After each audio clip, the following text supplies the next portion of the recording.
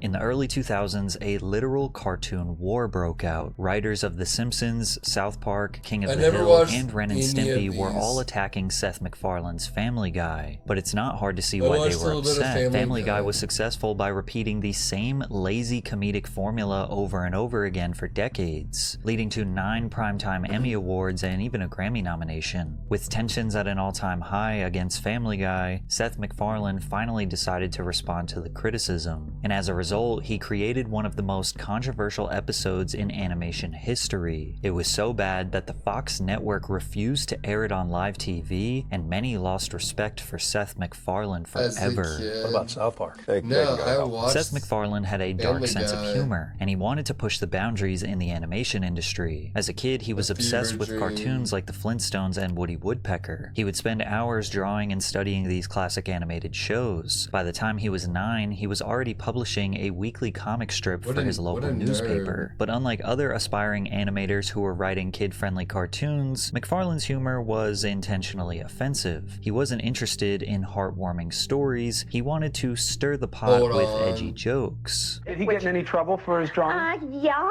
What kind of stuff? He was the cartoonist for the school paper, and the character in his cartoon is taking communion. The comment underneath said, "Could I have fries with that, please?" And Seth can still remember how a local priest reacted to that cartoon.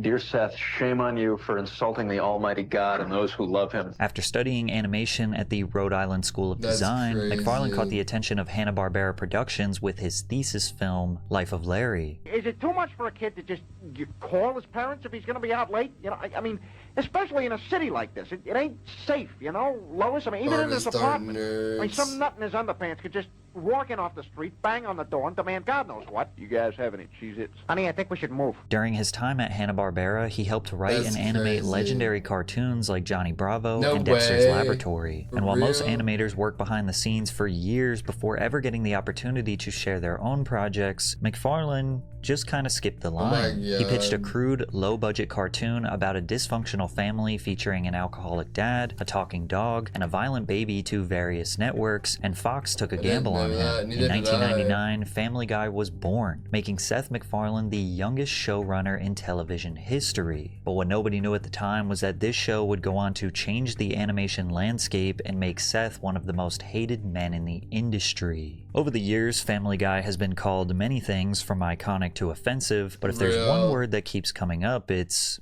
lazy. I enjoy Family Guy because it's something you can watch and laugh at without thinking. It has a formula, and that formula is easy to digest and laugh at without needing to pay attention. It's a good background show, something to listen to when doing something else. If you're going to expect a story, don't try to expect it from Family Guy. That's missing the point. Much of the criticism towards Family Guy is that the show has a repetitive formula, and once you see it, you can't unsee it. A large amount of the episodes are basically Peter does something stupid, Brian and Stewie go on some weird side quest, Meg gets bullied for no reason, and every few minutes they put in a random cutaway gag that has absolutely nothing to do with the story. I thought I could deal with being blind at first, but I don't know. I haven't felt this out of place since that week I lived with Superman. We must stop Lex Luthor before he irradiates the world's supply of gold. Hi, sorry, I know you got a meeting going on, but we are officially running low on Mr. Pibb and Cheez-Its. Just putting it out there, if you're heading to the store later, 800-mile drive for me,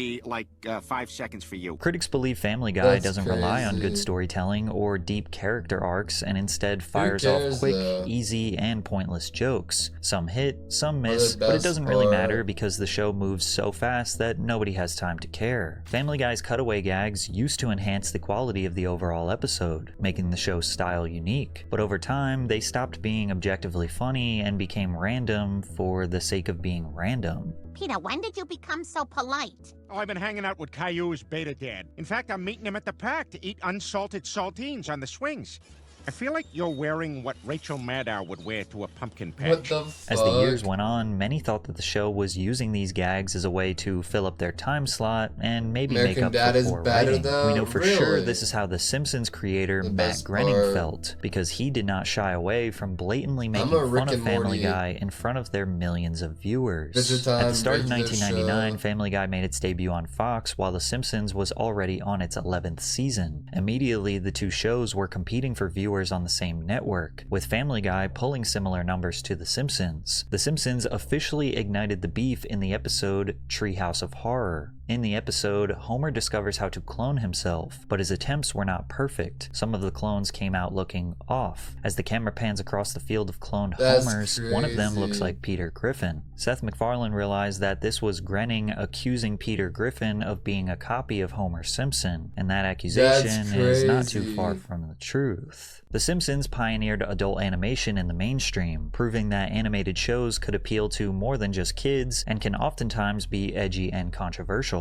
And the genius behind the show was Matt Groening. Unlike Seth MacFarlane, who had a degree in animation, Matt Groening was just a self-taught hobbyist trying to make ends meet with his cartoons. In the late 70s, he was living in Los Angeles, barely scraping by, drawing and selling his own self-published magazine called Life in Hell. After his cartoon got the attention of Hollywood producer James Brooks, who produced talk shows and small TV shows, he asked Groening to make short animated skits for the Tracy Ullman Show, which resulted in Groening creating a batch of characters for these segments called The Simpsons. Here we have Bart Simpson, the young lad who captured the notorious candy store bandit. How does it feel to be a hero, Bart? Pretty damn good, Phil. Your family must be proud of you right now. I bet they're jumping up and down. What started out as shorts on a sketch comedy show in 1987 quickly turned into a full-length series by 1989. And from the moment it premiered, it was an instant cultural sensation. The Simpsons wasn't just another cartoon, it was the cartoon. The show took the classic family sitcom formula seen in popular shows like The Cosby Show and flipped it on its head. Instead of a picture-perfect suburban family, you had Homer, who is a beer-drinking, insane father that often physically abuses his son. Marge is a tired mother constantly trying to hold the family together. Bart is a preteen-aged menace that lives to cause chaos. Lisa is a misunderstood genius in a messed-up family. And Maggie is a baby who doesn't talk too much but has a lot of personality. And not to mention the people of Springfield, which is filled with seemingly an endless list of side characters that fans would slowly get to know over the years, such as Ned Flanders, Krusty the Clown, Sideshow Bob, Snake, Professor Frank, and so many others. What made The Simpsons revolutionary was how it could go from making fun of politics and pop culture to having genuine interactions that made the characters feel real. Like, these weren't just wacky cartoon characters, they represented people that you knew in your real life. It wasn't just about gag humor, it was about telling great stories that happened to be hilarious, and it worked. By the early 90s, The Simpsons was the most watched show on television, with viewership peaking at 15 to 20 million viewers per episode. Family Guy, on the other hand, was canceled twice in its first 3 seasons, probably because many people felt it was the inferior copy of The Simpsons. However, they came back stronger than ever due to massive DVD sales and high ratings on reruns. guys all remember the Senior Vice President of Fox Home Entertainment said, Family Guy had proved an unexpected success on DVD as well. The first boxed set of episodes has sold 1.55 million, ranking the 90s ruled, man. number 3 among television shows behind the first season of The Simpsons on Fox and Chat, imagine all of a sudden you just hear in your head, Bill Nye the Science Guy. Bill. You open your eyes, you wake up, and you from a dream, and you're in high school in science class, and they just turned on Bill Nye the Science Guy, and you dreamed about watching all these streams. You've been streaming this whole time about your whole life, and none of that was real, and you're just back in school. Chappelle's Show on Comedy Central. After the show came back on air in 2005, it dominated, with the 4th season averaging 7.9 million viewers per episode, which at the time was more than twice as many viewers as South Park. And looking back on season 4, it's easy to see why it performed so well. He takes the beam. The spectators hold their breath, as Stewie Griffin is America's last hope to take home the gold. Is anything real?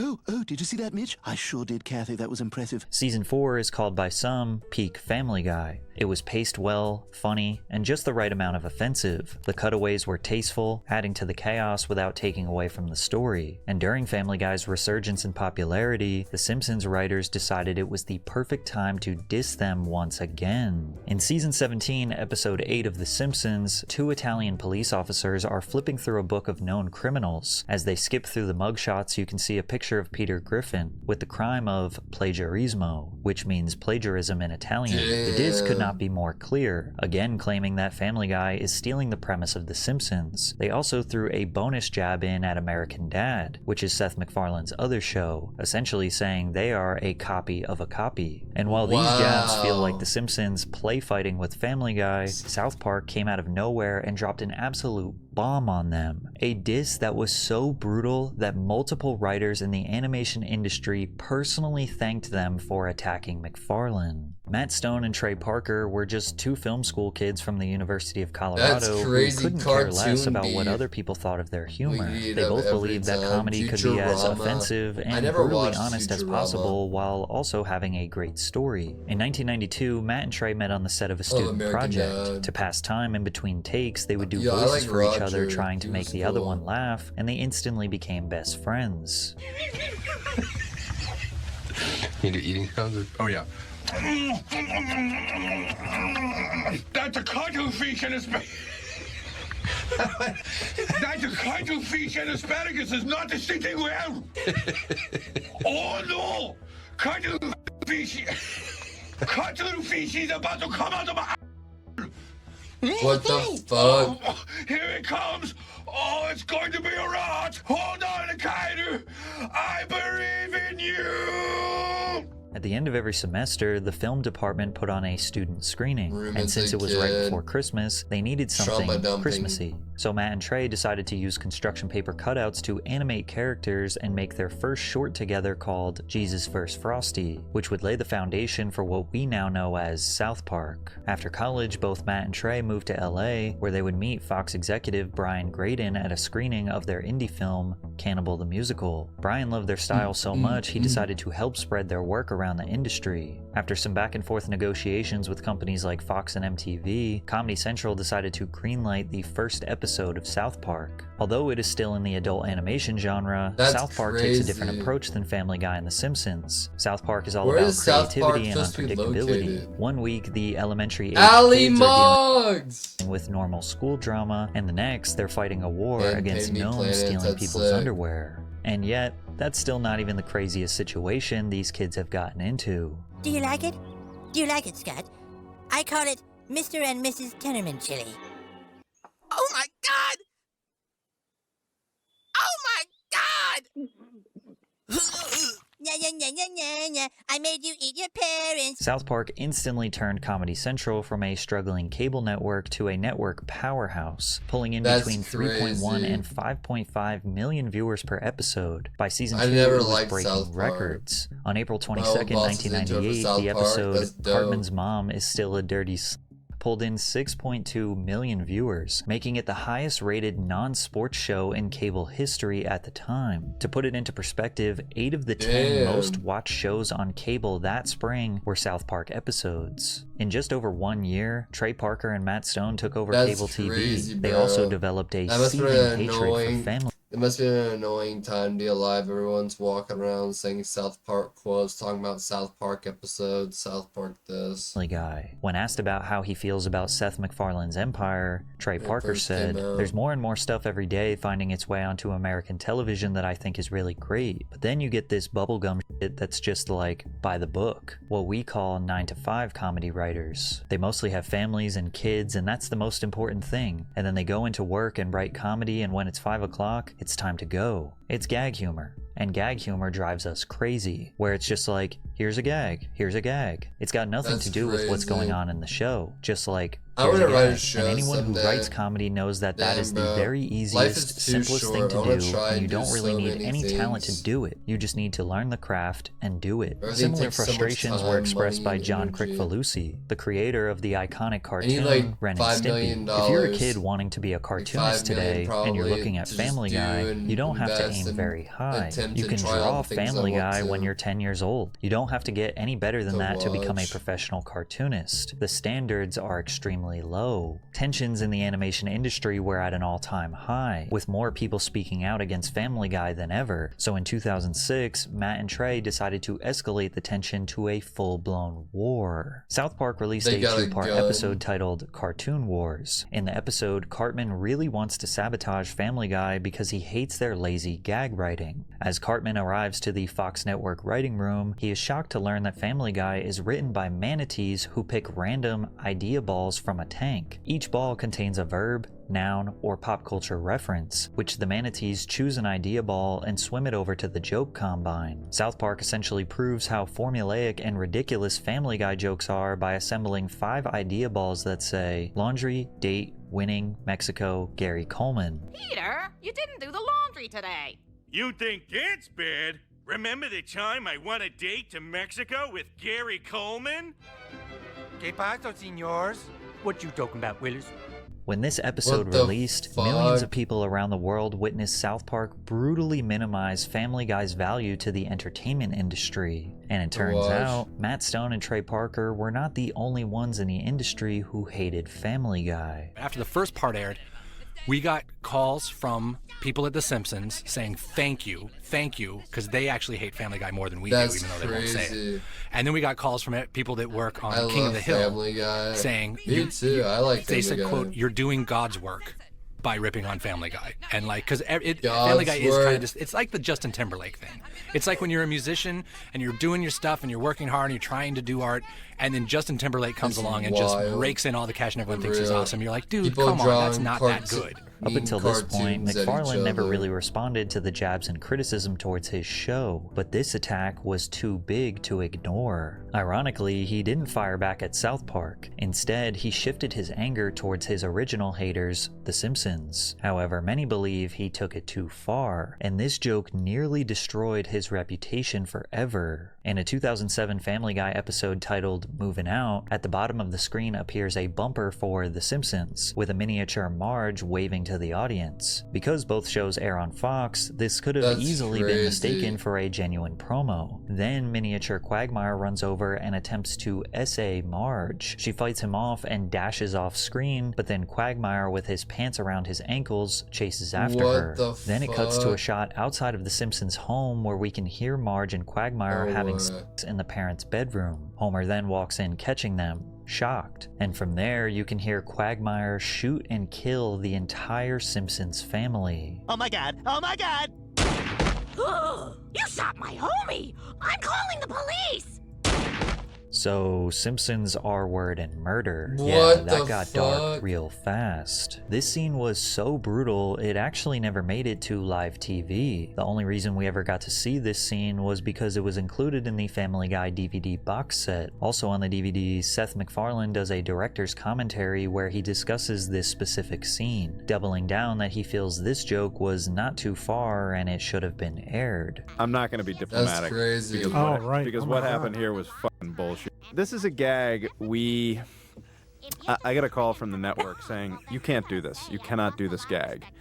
And with The Simpsons, and I said, why not? They've made fun of Family Guy like 5 times, which they're entitled to do. I mean, they make fun of everyone, and so do we. So what's why can't we take a little shot at them? And they said, well, because we want to end the feud. And That's and I said, crazy. What feud? What are you talking about? I had talked with Matt Groening, who has a wonderful sense of humor about this stuff. And, there's no feud. And plus it's... We actually have had a couple of writers, Simpson writers, who have written for Family Guy, Richard Pell and Brian Scott. Yeah, I mean, it's, there's drama they've taken many shots at us, again, all of which have been funny.